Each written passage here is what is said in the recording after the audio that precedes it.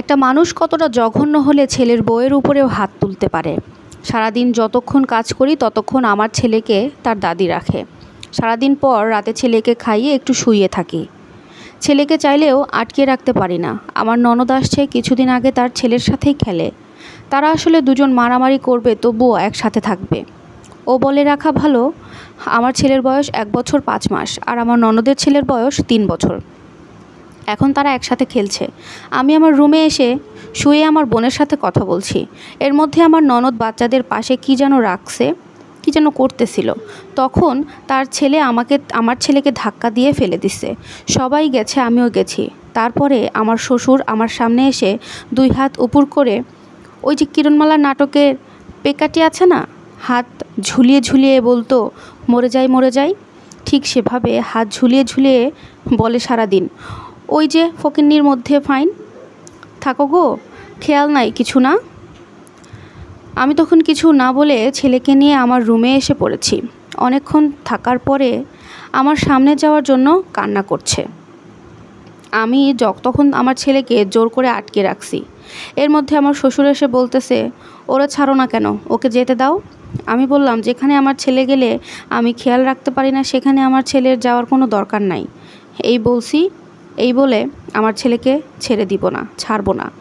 এর মধ্যেই আমার শ্বশুর তার দিকে এমন করে ঘুরেছিলাম, সে আমাকে আমার কাঁধের ওপর জামা টেনে তার দিকে ফিরিয়ে আমার গালে কষিয়ে একটা থাপ্পড় মারে।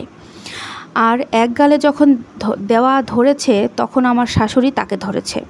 সে অনেক জোরাজোরি করতেছে আমাকে আরও মারার জন্য, লাথি মারতেছে।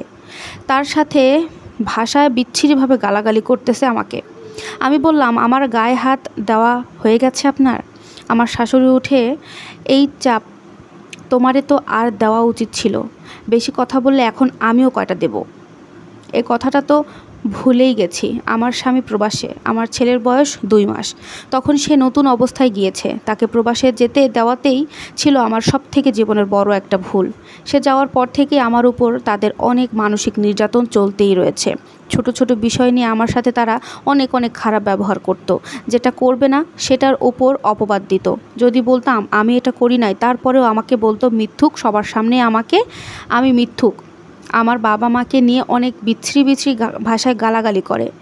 যখন এগুলোর প্রতিবাদ করতে গেলাম, তখন আমি হয়ে গেলাম বেয়াদব, শয়তান, ভালো না। এমনকি আমাকে এই কথাও বলে যে আমার জন্মের ঠিক নাই, আমি নাকি জারজ সন্তান। এমনকি আমার মাকে নিয়ে এই কথাগুলো বলে, কত বাজে ইঙ্গিতে কথা বলছে, যেটা আমার মুখে আনাও সম্ভব না। আমাকে সবাই বলতে পারে যে আমাকে এত গালাগালি করছে, আমি কি কোনো গালাগালি দেই নাই তাদেরকে? কেউ বিশ্বাস করুক আর না করুক, কোরআন শরীফও ছুঁয়ে বলতে পারবো। এতবার তাদের সাথে ঝগড়া হয়েছে, এমনকি আজ আমার গায়ে পর্যন্ত হাত তুলছে। তারপরেও তাদের কোনো গালাগালি আমি দেই নাই। রাগের মাথায় তুই তুকারিও করি নাই।